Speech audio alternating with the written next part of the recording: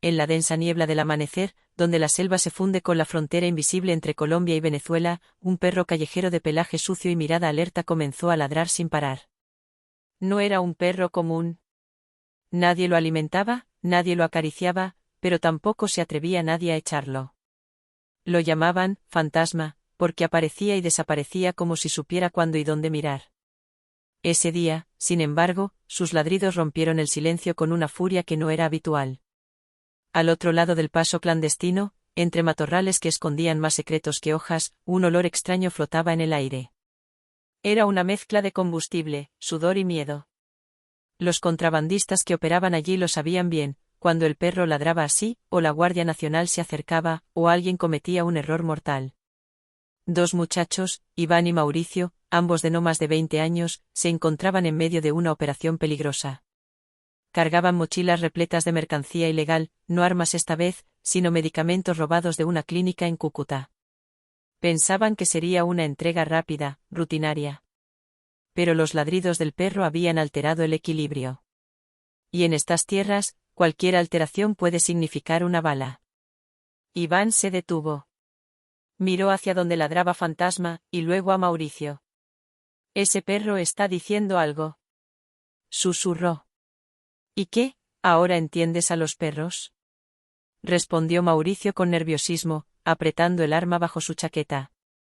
«No, pero llevo tiempo cruzando esta línea. Él no ladra así por nada». Un crujido entre los árboles los obligó a agacharse. No era la guardia, no era la DEA, ni siquiera eran los paramilitares. Era una figura sola, encapuchada, con una mochila más grande que las suyas y una calma que helaba la sangre. El desconocido se arrodilló cerca del perro. Fantasma dejó de ladrar de inmediato. «¿Quién demonios es ese?», susurró Mauricio, sudando. Iván entrecerró los ojos. Algo en su interior le decía que ese hombre no cruzaba la frontera para traficar ni para escapar. Observó cómo el encapuchado desabrochaba su mochila, y del interior sacó un estuche largo y negro, cuidadosamente sellado. Fantasma se echó al suelo, como protegiendo el lugar. La figura habló por primera vez, con voz grave y marcada por algún acento andino. «No deberían estar aquí esta noche». Iván tragó saliva. «Nosotros solo, vamos de paso». «Nadie va, solo de paso, en estas tierras», respondió el hombre, y luego apuntó con su barbilla hacia el norte.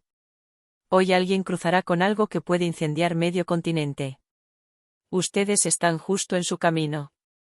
Mauricio retrocedió un paso. «¿Y tú qué eres? ¿Un salvador?». El hombre sonrió levemente. «Soy el error del perro, o tal vez el mejor escondite». Antes de que pudieran preguntar algo más, una ráfaga de disparos retumbó desde el lado venezolano. El suelo vibró. Un dron zumbó sobre sus cabezas. Y Fantasma volvió a ladrar, esta vez hacia el este. El encapuchado se levantó de un salto, desenfundó un pequeño comunicador y murmuró algo en clave. «Cambio de ruta. Plan serpiente. Hay interferencia». Mauricio lo miró con ojos abiertos. «¿Tú quién trabajas?». «¿Con los militares?». «Trabajo con la verdad. Y a veces, eso me cuesta más que la guerra». Una figura femenina emergió de entre la maleza. Vestía ropa táctica, y aunque su rostro estaba cubierto, sus ojos hablaban de cicatrices antiguas. Ella y el encapuchado se miraron durante apenas un segundo, luego ella se giró hacia Iván y Mauricio.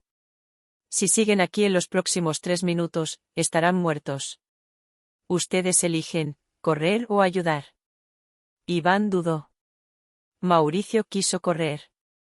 Pero algo, quizá la misma intuición que hacía ladrar a Fantasma, lo detuvo. ¿Ayudar en qué? Ella sacó una fotografía, una niña de ojos grandes, sola en una carretera desierta.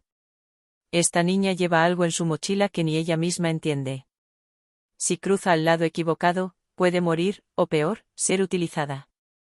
El perro no ladró por error. Él la olió.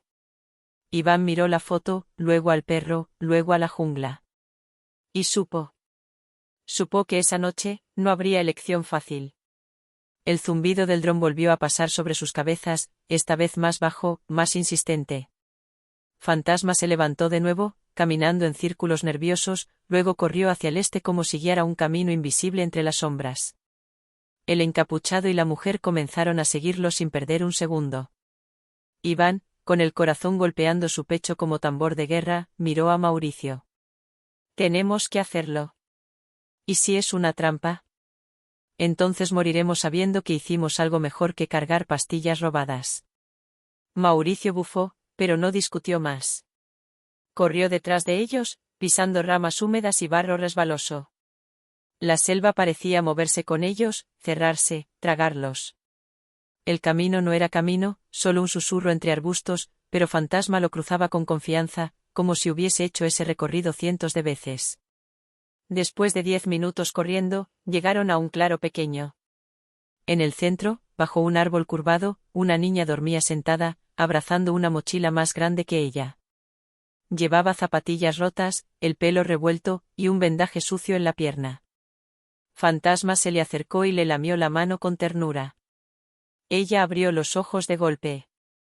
La mujer se agachó enseguida. Tranquila, Lucía. Estamos contigo. ¿Recuerdas lo que te dije? Sigue al perro, no a los hombres. La niña asintió, pero el miedo seguía clavado en sus pupilas. El encapuchado se arrodilló junto a la mochila y la abrió lentamente. Dentro, había algo envuelto en una manta, una pequeña caja metálica, cubierta con símbolos que ninguno de los presentes entendía, salvo él. ¿Qué es eso?, preguntó Mauricio. No es una bomba. No como ustedes creen. Pero en manos equivocadas, sería más devastador.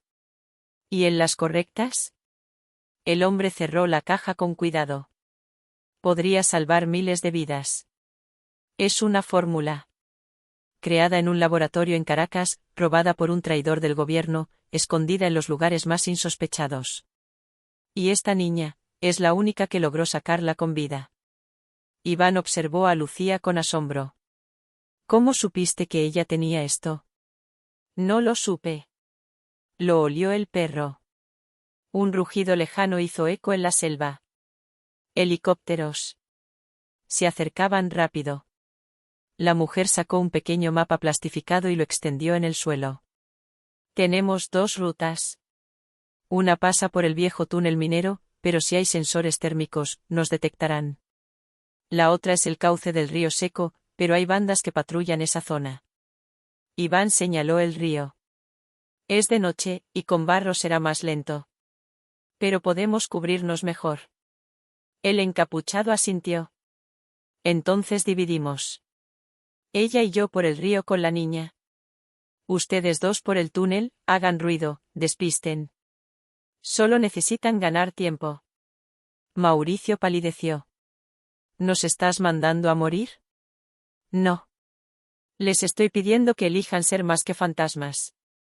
Iván ya estaba revisando su mochila, reorganizando peso. Sacó una linterna, una navaja, y su vieja radio de corto alcance. Tengo una idea. Podemos dejar interferencia en la entrada del túnel. Hará pensar que somos más. Mauricio suspiró con resignación. Miró a la niña, luego al cielo, y luego comenzó a caminar hacia el túnel con Iván. Mientras se alejaban, el encapuchado miró a la mujer. ¿Crees que llegarán? No sé. Pero si llegan, merecen saber la verdad. ¿Y si no? Ella miró a Lucía, quien ahora caminaba en silencio, sujetando la mano del perro. Entonces el perro eligió mal por primera vez. Siguieron por el río seco, resbalando entre piedras y raíces, con el eco lejano de motores y voces persiguiéndolos. Lucía no habló, no lloró. Solo seguía al perro, que se adelantaba con firmeza. A cada tanto, el encapuchado miraba hacia atrás, asegurándose de que no fueran seguidos. Del otro lado, Iván y Mauricio ya se acercaban al túnel. La entrada estaba oculta bajo ramas y tierra, apenas visible.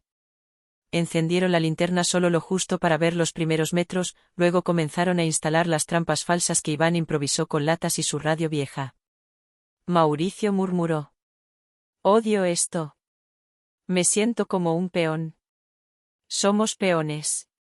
Pero peones que pueden cambiar la partida. Dentro del túnel, el aire era espeso y húmedo.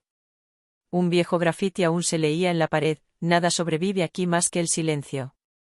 Caminaron en fila, alertas. A lo lejos, se oía el primer murmullo de botas acercándose. Los hombres armados comenzaban a entrar en el sector equivocado, exactamente como lo habían planeado. Mientras tanto, en el río, Fantasma se detuvo de golpe. Gruñó bajo. La mujer alzó el puño, indicando que se detuvieran. Del otro lado del cauce, una figura encapuchada apareció. Pero no era uno de ellos. Era otro. Con uniforme limpio.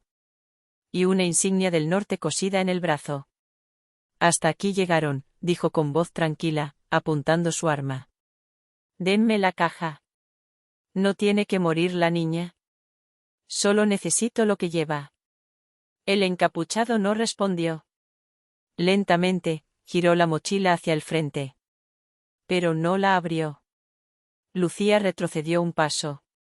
El perro gruñó más fuerte. La figura dio un paso más. No jueguen conmigo. Esto es más grande que ustedes. No tienen idea de lo que han tocado. Esta fórmula no salvará a nadie. Está diseñada para controlar. El encapuchado murmuró. Y por eso, no podemos dártela. La figura levantó el arma. Un disparo sonó. Lucía gritó, y el disparo resonó como un trueno entre los árboles, rebotando contra las paredes invisibles del cauce seco. El encapuchado se lanzó hacia la niña al mismo tiempo que la mujer disparaba con precisión quirúrgica. El hombre con la insignia del norte cayó de rodillas, tocándose el hombro. No muerto, pero herido. Aún así, su dedo seguía cerca del gatillo. ¡Corre!, gritó la mujer, empujando a Lucía hacia el perro que ya había empezado a correr río abajo. El encapuchado giró sobre sí mismo y, con una rapidez que no parecía humana, se abalanzó sobre el atacante. Lo desarmó con un movimiento limpio, el arma cayó al suelo, rebotando entre piedras y barro. El hombre herido soltó una carcajada débil. No tienen idea lo que acaban de hacer. Hay 5 más como yo, más cerca de lo que creen. Entonces tenemos que movernos rápido, respondió el encapuchado, sin mirarlo. El enemigo tosió sangre y sonrió de nuevo. ¿No es solo por esa caja? Ella es la clave. Lo lleva en la sangre. El encapuchado lo miró fijamente por un segundo, luego lo dejó atrás, sin decir una palabra. No había tiempo para preguntas. La mujer ya corría tras Lucía, quien seguía al perro por un sendero apenas visible en la orilla. El río, seco en apariencia, escondía túneles naturales, grietas abiertas por años de erosión. Era un laberinto ideal para desaparecer, o para quedar atrapado para siempre. Mientras tanto, en el túnel minero, Iván y Mauricio habían logrado encender una pequeña trampa de sonido.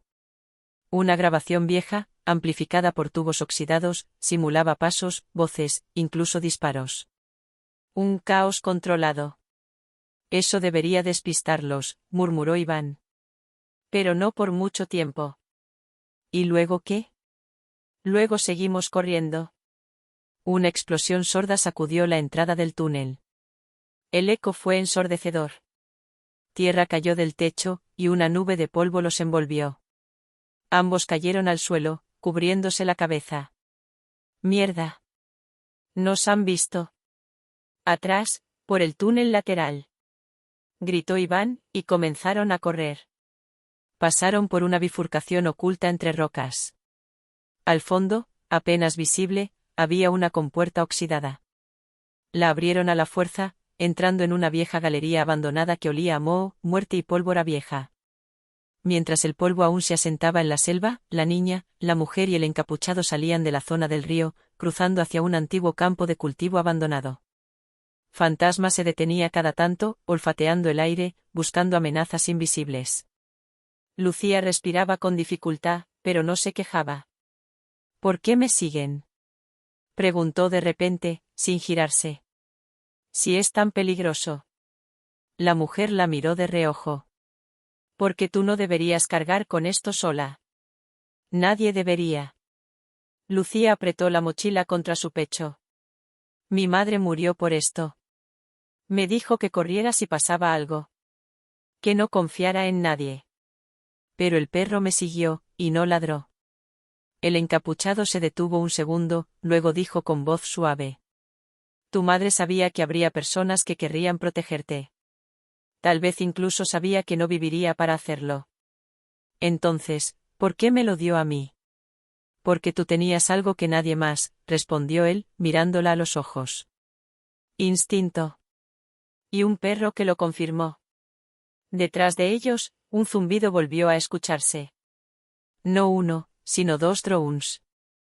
Esta vez más cerca, con luces intermitentes rojas y verdes. El encapuchado sacó un dispositivo pequeño del cinturón, presionó un botón, y un pulso silencioso se expandió por el aire. Ambos drones cayeron al suelo como aves muertas. Les compramos unos minutos más. La mujer miró hacia el horizonte. Si llegamos a la vieja estación de tren, hay un contacto esperando. Tiene acceso a transporte subterráneo. De ahí, podríamos cruzar a Perú sin pasar por ningún punto oficial. ¿Y si no llega? Entonces improvisamos. Lucía los miró en silencio. Ustedes han hecho esto antes, ¿verdad? El encapuchado asintió, pero no con orgullo. Demasiadas veces. Avanzaron por el campo hasta que vieron a lo lejos la silueta de una torre oxidada, la vieja estación. Tenía grafitis en las paredes, algunos en código, otros simplemente expresiones de rabia y resistencia. Una bandera olvidada colgaba del techo, desteñida por el sol. Fantasma corrió hacia la entrada como si reconociera el lugar. La puerta estaba entreabierta. Nadie a la vista. ¿Crees que esté aquí? Preguntó la mujer. Si no lo está, lo sabremos pronto, dijo el encapuchado. Entraron. El lugar estaba en ruinas. Bancos rotos, ventanas rotas, el suelo cubierto de hojas. Pero en el centro, había una linterna encendida, colocada cuidadosamente sobre una caja metálica. Una señal. Está cerca, dijo él. De repente, una voz retumbó desde el altillo. No se muevan. Era una voz femenina, joven, pero firme. Desde las sombras apareció una figura vestida de civil, con una mochila al hombro y una pistola en mano. ¿Tienen la caja? El encapuchado levantó ambas manos. ¿Contraseña? La mujer en el altillo dudó un momento, luego murmuró. Cuando el perro no ladra, el secreto ya está descubierto. El encapuchado asintió. Estamos con la niña. Y tenemos problemas en camino. La figura bajó del altillo con rapidez. Entonces no hay tiempo que perder. El tren de carga pasa en 20 minutos. Solo hay una oportunidad. ¿Quién lleva la caja? Lucía dio un paso al frente, con Fantasma a su lado. La linterna iluminó su rostro por completo. Por primera vez, la figura del altillo la vio de cerca, y su expresión cambió. No fue sorpresa. Fue miedo. ¿Tú eres? No puede ser. ¿Qué está pasando? Preguntó la mujer. La recién llegada tragó saliva. Ella no solo es portadora. Ella es el prototipo. No están buscando la fórmula. ¿Están buscándola a ella? El silencio que siguió fue espeso, más denso que la humedad de la estación abandonada. Los ojos de todos se clavaron en Lucía, que aún sostenía la mochila con fuerza. Fantasma, como si comprendiera la gravedad del momento, se sentó junto a ella, firme como un guardián milenario. La mujer del altillo bajó completamente y se acercó, bajando lentamente el arma, pero sin dejar de observar a la niña. Cuando dije que era el prototipo, no me refería a un experimento cualquiera. Ella, su ADN fue manipulado antes de nacer. Su madre era parte del proyecto Espejo Rojo. Una científica infiltrada que se enamoró del sujeto de prueba número 1, el creador de la fórmula. Un genio maldito. ¿Estás diciendo que ella es? Empezó a decir la mujer. Sí. El equilibrio entre lo natural y lo diseñado. Es por eso que nadie más ha podido sobrevivir transportando la caja. Hay un sistema biométrico que responde a su genética. Si otra persona intenta abrirla, se activa un protocolo letal. Lucía miró sus manos. La mochila. Su cuerpo. Luego al encapuchado. ¿Qué soy entonces? Él se agachó a su altura. ¿Alguien que aún puede elegir? Eso es más de lo que muchos tienen. La recién llegada interrumpió. Tenemos que movernos. Si ellos saben que llegaron hasta aquí, el tren puede ser interceptado. Y si la toman viva, no la dejarán vivir mucho. El encapuchado se puso de pie, asintiendo. ¿Dónde está el acceso? Detrás del depósito. Pero está cerrado con código y necesita 2 personas para abrirlo. Uno desde fuera, otro desde dentro. El tren no espera. Entonces uno de nosotros se queda, dijo la mujer sin dudar. Yo me quedo, dijo el encapuchado casi al mismo tiempo. Se miraron. La tensión era silenciosa, pero profunda. Ambos sabían que quien se quedara estaría firmando una sentencia. Las probabilidades de sobrevivir eran casi nulas. Tú conoces la ruta subterránea, dijo él, señalando a la mujer. Yo no, y la niña confía en ti. Eso es lo único que importa ahora. Ella lo miró con rabia contenida, luego bajó la cabeza y asintió. No mueras aquí. No como un espectro más. Él sonrió con un dejo de tristeza. No soy tan bueno para desaparecer como fantasma, pero lo intentaré. La recién llegada los guió al fondo del depósito. Las paredes estaban cubiertas con mapas, cables, restos de antiguas operaciones olvidadas. Detrás de una estantería movida con esfuerzo, había una puerta metálica con 2 paneles digitales a cada lado. 5 minutos para el paso del tren, dijo mirando su reloj. Tendremos que correr. Cuando abras esta puerta, se activará un protocolo de cierre automático. Tienes 10 segundos para pasar o quedas fuera para siempre. El encapuchado se colocó en su panel. La mujer se colocó en el otro. Se miraron por última vez. Que el perro siempre te encuentre, dijo él. Y que nunca deje de guiar, respondió ella. Ambos introdujeron códigos. La puerta se abrió lentamente, revelando una plataforma subterránea oxidada, iluminada apenas por focos amarillos intermitentes. El ruido metálico del tren empezaba a vibrar a lo lejos. Un rugido que crecía con cada segundo. Lucía, tomada de la mano de la recién llegada, subió al andén con pasos rápidos. Fantasma corría a su lado. La mujer la seguía, sin mirar atrás. El encapuchado vio cómo la puerta empezaba a cerrarse. Al fondo, entre el humo y el eco, se distinguía el primer vagón del tren.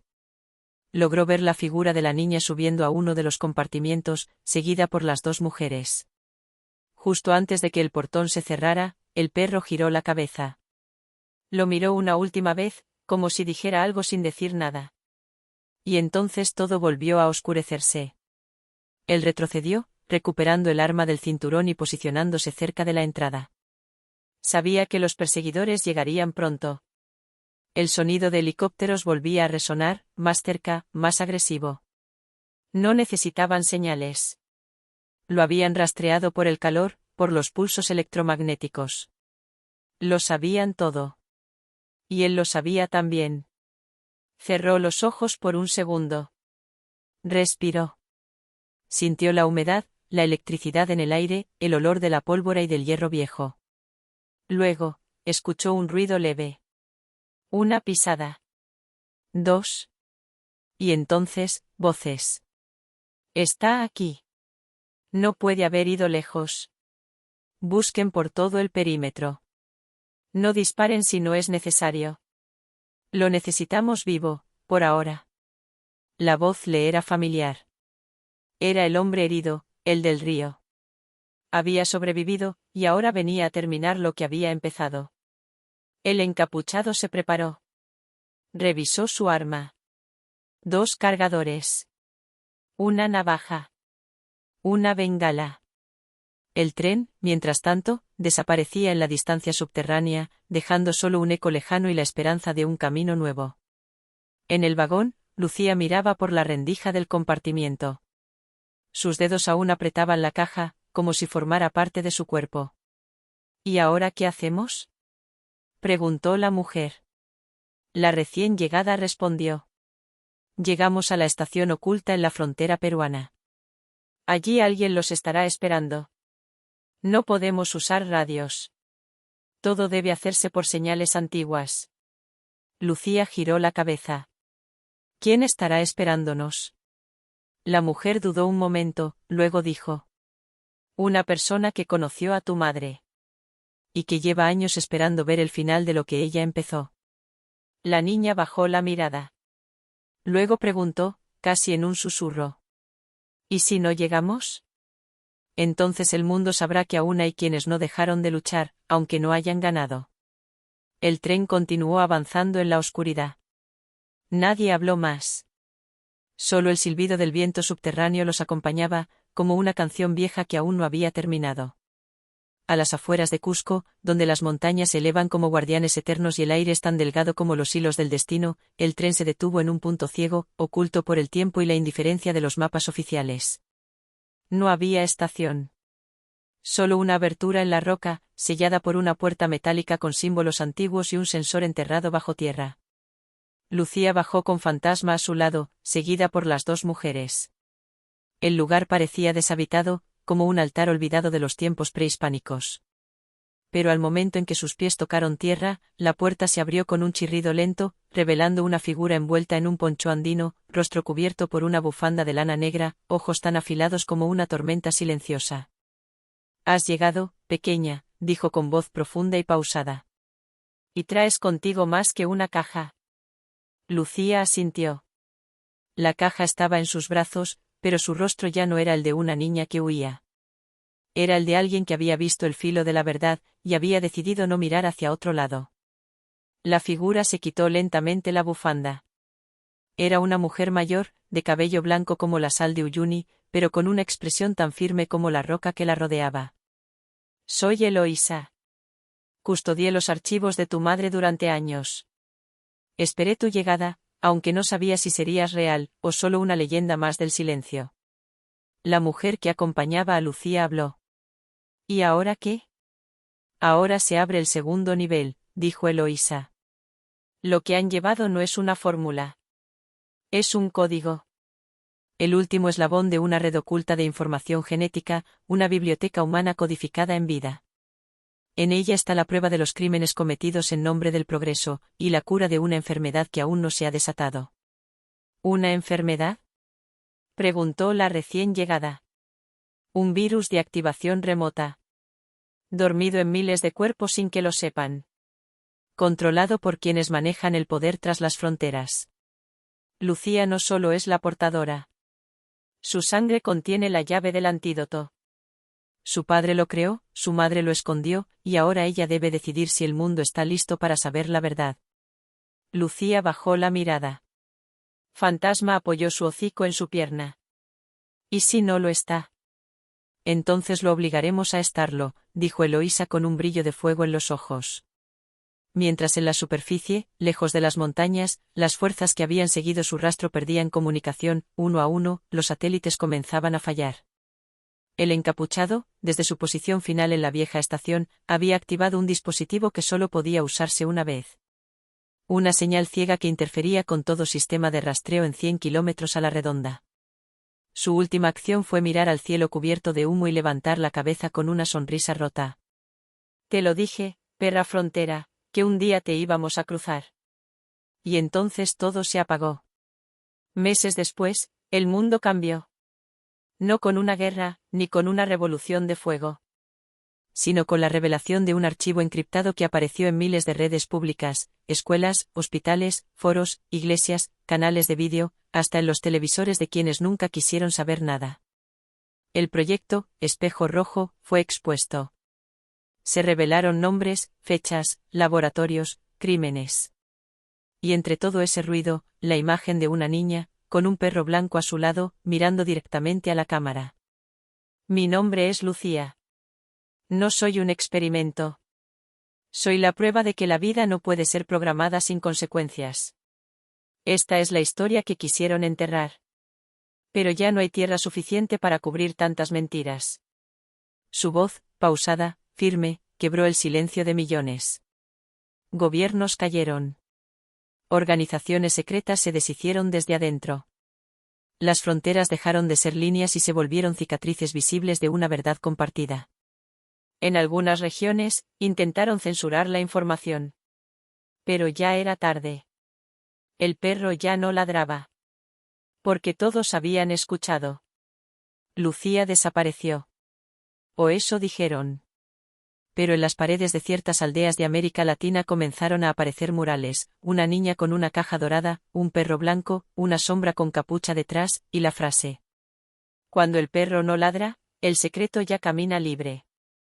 Los niños preguntaban quién era. Los ancianos sonreían sin responder. Y los gobiernos temblaban. Porque sabían que donde haya una frontera injusta, una niña podría volver a cruzarla. Y esta vez, no vendría sola.